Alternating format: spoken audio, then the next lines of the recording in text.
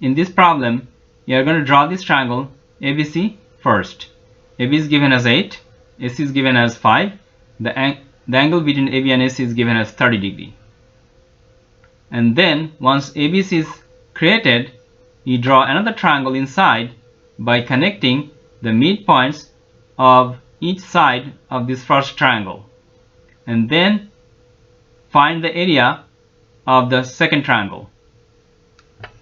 Alright, so first we need to make sure that the midpoint option is checked under the object snap. So take your cursor to the object snap area and then click that little down arrow and put a check mark next to midpoint if it is not already checked.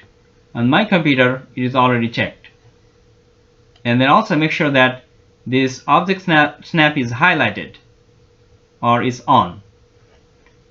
Okay, so now you need to turn the ortho on.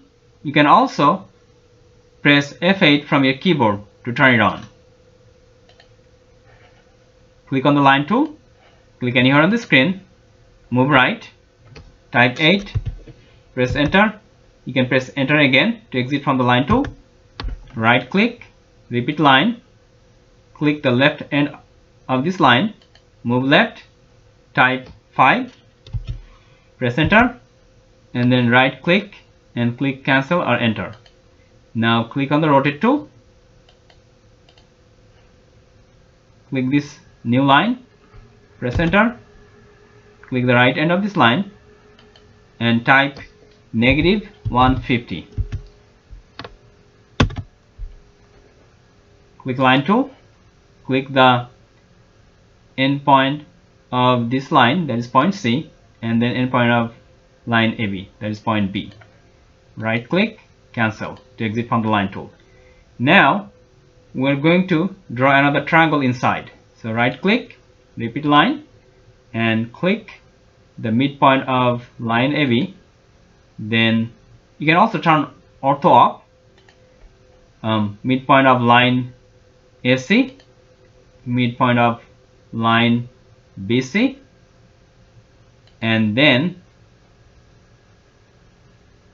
that endpoint of this line. Okay, so now you can press enter or escape from the keyboard to exit from the line tool. Now we're going to join this line, that line, and that line together to form a polyline. So type join.